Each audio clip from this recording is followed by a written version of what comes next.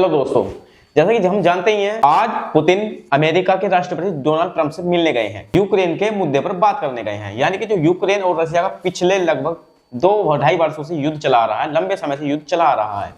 लेकिन अमेरिका भी अब कहीं ना कहीं परेशान हो गया है, क्योंकि अमेरिका 2-3 बार उनके बीच में जो है शांति वार्ता करवा चुका है, स्टेटमेंट दे चुका है कि मैं जो हूँ यूक्रेन की शांति करा दूंगा। डोनाल्ड ट्रंप जब सत्ता में अभी हाल ही में आए थे तो उन्होंने कहा था कि मैं सत्ता में जैसे ही आऊंगा मैं जो हूँ विश्व में शांति कायम करवा दूंगा। उनका जो मुद्दा था, यानी कि वो जो वहां के राष्ट्रपति बने गए, कहीं ना कहीं जो है वहां की जनता ने उनको इसी मुद्दे पर, जो उनको इसी बेस पर राष्ट्रपति बनाया था। ट्रंप जब खुला कह रहे हैं कि मैं आऊंगा और विश्व में शांति बहाल कर दूंगा, तो उनको जो है वहां की जनता ने इंसानियत के नाते कि भाई कोई बंदा तो आए और आकर के जो है ये जो नरसंहार चल रहा है दुनिया में, कोई तो रोके। और हम सभी जानते हैं कि अमेरिका एक सुपर पावर देश है और अमेरिका अगर चाहे तो वो सब कुछ कर सकता है। तो इसी बात पर विश्वास करके वहां के लोगों ने ट्रंप चाचा को वोट दे दिया। सत्ता में आने के बाद में उन्होंने कहा था कि मैं विश्व में शांति बहाल करूंगा, लेकिन उनके आने के बाद कई युद्ध और भड़क गए, जैसे कि इंडिया पाकिस्तान का युद्ध हो या फिर इजराइल और ईरान का युद्ध हो, क्योंकि ये जो है कहीं ना कहीं इस तरफ इशारा कर रहा था कि ट्रंप जो है अपने मिशन में फेल हो गए हैं। तो वो लगातार इन चीजों पर प्रयास कर रहे हैं कि मैं जो हूं जो मैंने अपनी इलेक्शन में इमेज बनाई थी उसमें भाई थोड़ी बहुत तो मुझे वैल्यू मिली जाए, थोड़ी बहुत तो मुझे रेटिंग मिली जाए। लेकिन पुतिन जो व्लादिमीर पुतिन है, रूस के राष्ट्रपति, उनके दिमाग में जो है कुछ और ही सनक बैठी है। ट्रंप को वो कहीं ना कहीं झूठा साबित करने की कोशिश कर रहे हैं और लगातार जो यूक्रेन पर बमबारी किए जा रहे हैं। और इससे जो है ट्रंप पर ज्यादा इस तरह के सवाल बन रहे हैं कि आपने तो कहा था कि मैं विश्व शांति बहाल कर दूंगा, लेकिन यहां पर तो ऐसा कुछ दिखाई नहीं दे रहा है।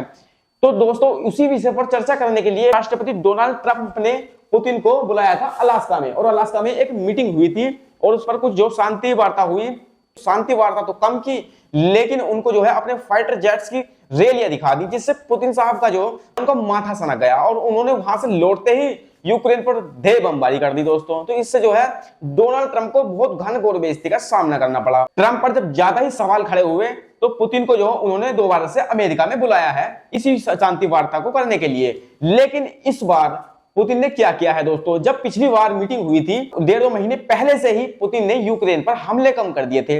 लेकिन इस बार वो जो है आज जो 18 दिसंबर की तारीख को जब हम ये सेशन कर रहे हैं, तो इस वक्त जो है अमेरिका के राष्ट्रपति और रूस के राष्ट्रपति दोनों की मीटिंग चल रही होगी। लेकिन कल जो यानी कि 27 दिसंबर था, तो 27 दिसंबर को रूस क्या करता है दोस्तों, रूस ने जो है यूक्रेन पर भारी बमबारी कर दी। यानी कि लगभग बताया जा रहा है कि 400 ड्रोन से अटैक किया और 40 से ज्यादा मिसाइलें दाग दी यूक्रेन में, जिसमें जो है 2 व्यक्तियों के मारे जाने की भी खबर है और लगभग 28 लोगों के घायल होने की भी खबर वहां से निकल के सामने आ रही है। तो दोस्तों, जब पिछली बार पुतिन का जो स्टैंड था वो काफी नरम था, लेकिन इस बार जाने से एक दिन पहले ही वो कहीं ना कहीं दुनिया को एक ऐसा संदेश देके जा रहे हैं कि भाई मैं जा तो रहा हूं, लेकिन भूलना मत, मैं आने के बाद में इससे भी बड़ा कुछ करने वाला हूं। क्योंकि अगर उनके जहन में कहीं ना कहीं शांति को लेकर के कुछ ऐसी बात होती जो कि हम शांति प्रिय या फिर हम शांति समझौते पर तैयार होंगे, तो वो एक दिन पहले कहीं ना कहीं ये बमबारी जो की है उसको शायद नहीं करते, उसको इग्नोर कर देते। दोस्तों, यहां पर जो रशिया आप यहां पर देख पा रहे हैं, जो लगभग विश्व का सबसे बड़ा देश माना जाता है, आप यहां पर जो देख पा रहे हैं ये रशिया का एरिया माना जाता है। ये रशिया का एरिया है दोस्तों, ये इतना बड़ा जो आप ये एरिया देख पा रहे हैं, ये सब टोटल ये रशिया का एरिया है। और यहाँ पर एक छोटा सा देश यहाँ पर आपको दिखाई दे रहा होगा, ये है दोस्तों यूक्रेन। यूक्रेन का जो युद्ध है वो काफी समय से जो चल रहा है, और इसमें जो युद्ध की स्थिति आखिर क्यों है, या फिर रूस और यूक्रेन आपस में क्यों लगे हुए हैं युद्ध करने में। दोस्तों, मैं आपको बता दूं, यूक्रेन है ये कभी यूएसएसआर यानी कि रूस का ही हिस्सा हुआ करता था, यूएसएसआर का ही हिस्सा हुआ करता था, भागों में बट गया और उसमें से जो 18 देश अलग हुए, जिनमें से एक देश रूस बना। और ये जो एरिया आप यहाँ पर देख पा रहे हैं, ये एरिया सभी का सभी यूएसएसआर में से अलग होकर के अलग अलग राज्यों का दर्जा बन गया दोस्तों। लेकिन यहाँ मैं आपको बताता हूँ दोस्तों कि यहाँ पर जो रशिया है, रशिया का जो स्टैंड अभी फिलहाल बना हुआ है वो काफी आक्रामक बना हुआ है। रशिया जो है कहीं ना कहीं यूक्रेन को अपने अंदर शामिल करने की बात कर रहा है। लेकिन ये जंग भड़की कैसे? जंग भड़कने का सबसे पहले मुद्दा क्या था दोस्तों, हम सभी नाटो के बारे में जानते हैं, जो अमेरिका का बनाया हुआ एक ग्रुप है। नाटो में 31 देश फिलहाल शामिल हैं। जिस बेस पर नाटो बना है, उनका कहना है नाटो के अंदर जितने भी देश रहेंगे, तो यदि नाटो के किसी भी देश पर कोई भी देश आकर के हमला करता है, तो हम सभी मिलकर यानी कि 31 की 31 कंट्री हम उसको मिलकर मारेंगे। और ये दोस्तों ऐसा देखने को भी मिला है।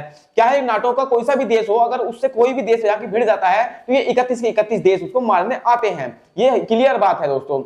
पीछे जो है कई बार भारत को भी नाटो में शामिल करने की जो है रिक्वेस्ट लगाई गई, लेकिन भारत का स्टैंड इससे बिल्कुल अलग रहा है। तो दोस्तों इसमें जो बेला यहाँ पर ये यूक्रेन है, यूक्रेन जो है नाटो में शामिल नहीं है, लेकिन यूक्रेन नाटो में शामिल होना चाहता था। इसी को लेकर के पुतिन ने क्या किया कि पुतिन ने इस पर अटैक कर दिया, क्योंकि यूक्रेन जो है रसिया से सीमा साझा करता है और सीमा साझा रसिया से करता है और नाटो जो है इसकी छाती पर आकर के चढ़ जाएगा। तो ये जो है रूस को अपनी सीमा पर दखलंदाजी अच्छी नहीं लगी और इसको सिर्फ इतनी सी बात की भनक लगी थी, वो शामिल होना भी नहीं चाहता था। खाली उसके पास एक प्रस्ताव आया था और वहां के जो राष्ट्रपति हैं जिनका नाम जेलेंस्की है, तो उन्होंने खाली ये कहा था कि हम सोचकर बताएंगे। और इतनी सी बात पर जो है दोस्तों रसिया ने यूक्रेन पर अटैक कर दिया। और अटैक आपने पीछे देखा होगा, अटैक कितना काफी समय से चल रहा है, अटैक किस तरह का है वो आपने देखा। यानी कि हर देश का स्टैंड यही रहा है कि हम जो है अपने देश की अंतरराष्ट्रीय सीमाओं से बिल्कुल भी साझा नहीं कर सकते हैं। और भारत का स्टैंड पता नहीं क्या ही बना हुआ है दोस्तों। भारत अपनी सीमाओं के बारे में कुछ सोच क्यों नहीं रहा है, आखिर ये कब तक चलता रहेगा जो भारत के अंदर चल रहा है दोस्तों। हाल पता नहीं, फिलहाल जो है यूक्रेन की जो इस टाइम फिलहाल मीटिंग चल रही है, जो रसिया की और अमेरिका के राष्ट्रपति डोनाल्ड ट्रंप की जो मीटिंग चल रही है, उसका फैसला जो भी होगा हम आपको अगली वीडियो में जरूर बताएंगे दोस्तों। लेकिन उससे पहले मैं आपको बता दूं कि देखिए, ये हमारा जो कभी भारत हुआ करता था, हम भारत के बारे में भी आपको आज बताएंगे। ये हमारा अखंड भारत हुआ करता था दोस्तों। यहाँ पर देखिए, ये जो आप एरिया देख पा रहे हैं टोटल, ये अखंड भारत का एरिया हुआ करता था। लेकिन भारत की जो नीति रही है, अपने नरम लहजे की वजह से अपने ये इतने सारे एरिया को खो बैठा है। मैं आपको बताता हूं कि यहाँ पर जो है भारत से कितने देश अलग हो चुके हैं अब तक भारत की सहनशीलता को लेकर के। यहां पर देखिए, अफगानिस्तान 1876 में अलग हो गया, पाकिस्तान और ये यहाँ पर बांग्लादेश देख सकते हैं जो कि नॉर्थ यानी कि वेस्ट पाकिस्तान और ईस्ट पाकिस्तान से नाम से जानते थे, ये 1947 में अलग हो ही गए थे दोस्तों। यानी कि जब ब्रिटिश यहाँ से भारत से गए थे, जब भारत को आजादी मिली थी, तो ब्रिटिश जो है हमारे साथ साथ में यानी कि हमारे देश को आजादी तो दे गए, लेकिन हमारे देश को 3 भागों में विभक्त कर गए थे, 3 भागों में तोड़ गए थे, जिसमें से एक भाग बना था पाकिस्तान, दूसरा भाग बना था बांग्लादेश और तीसरा भाग हमारे पास इंडिया रह ही गया था। और उसके बाद जो है लगभग उससे पहले भी कई बार जो भारत के साथ ऐसा हो चुका है। 1914 में तिब्बत अलग हो गया था भारत से, और यहाँ पर देख सकते हैं नेपाल जो है 1904 में अलग हो गया था। 1948 में श्रीलंका को भी अलग कर दिया गया था भारत से, और म्यांमार जो है 1937 में अलग हो गया था। और यहाँ पर भूटान देखिए, यहाँ पर ये छोटा सा देश, इसको भी अलग कर दिया गया था भारत से। और देखिए, ये अगर ये जो है जो भारत की फिलहाल जमीन बची हुई है, उसमें से भी कई बार अटैक भारत पर किया गया और भारत की जो कुछ जमीनें अब भी छीनी जा रही हैं। लगातार जो है ऐसे प्रयास किए जा रहे हैं। यहाँ पर देखिए, आपको बता दूं 1962 में चाइना का और जो मतलब इंडिया का कारगिल युद्ध हुआ था, उसमें 1962 में चाइना ने इतना हिस्सा भारत का कब्जा लिया था और आज भी चाइना के पास ही है, जिसको हम अक्साई चीन के नाम से जानते हैं। और सन 1948 में पाकिस्तान ने जो है हमारा ये एरिया जो कश्मीर का एरिया था, आधे कश्मीर को कब्जा लिया था। तो भारत आखिर कब तक इन चीजों को सहता रहेगा? भारत को कहीं ना कहीं अब रूस की नीति अपना लेनी चाहिए दोस्तों। रूस तो आप देख सकते हैं कि रूस का जो एरिया है वो काफी बड़ा है और बहुत ज्यादा जो है एरिया में क्षेत्रफल में फैला हुआ है। जब भी उसके बाद भी जो है रूस अपनी जो अखंडता के लिए कहीं ना कहीं लड़ रहा है आज भी, जबकि रूस की जो जनता रहती है वो केवल इतने ही एरिया में रहती है। ये एरिया सारा खाली ही पड़ा है, फिर भी वो जो अपनी 1 इंच भूमि किसी को देने को तैयार नहीं है। और रूस को छोड़िए दोस्तों, आपने जो है इजराइल का नाम तो सुना ही होगा। इजराइल देखिए दोस्तों, इस नक्शे को आप गौर से देखिए, इस नक्शे में इजराइल कहीं भी नजर भी नहीं आ रहा है दोस्तों। अखंडता को लेकर के, अपनी सीमाओं को लेकर के कभी ना कभी किसी न किसी से भिड़ा ही रहता है। यहाँ पर देखिए, ये जो है ईरान है, ये इतना बड़ा देश है, इजराइल इस पर भी अटैक कर देता है। ये जितने भी इतने यानी कि इराक हुआ, ईरान हुआ, या फिर ये जितने भी यहाँ के एरिया हैं, ये सब के सब उस देश के सामने झुके रहते हैं जिसको इजराइल हम कहते हैं। तो इजराइल और रूस की नीति हमको अब अपनानी होगी दोस्तों, यदि हमको जो अपना एरिया बचाना है। नहीं तो फिर वही अभी पीछे जो बांग्लादेश में हो रहा है, बांग्लादेश कहता है कि ये एरिया मेरा है, पाकिस्तान कहता है ये एरिया मेरा है। कल को यहाँ हो सकता है कि कोई अदर कंट्री भी आगे कहेगी कि ये सारा ही एरिया मेरा है। तो क्या भारत अपने सारे एरिया को यूं ही छोड़ देगा?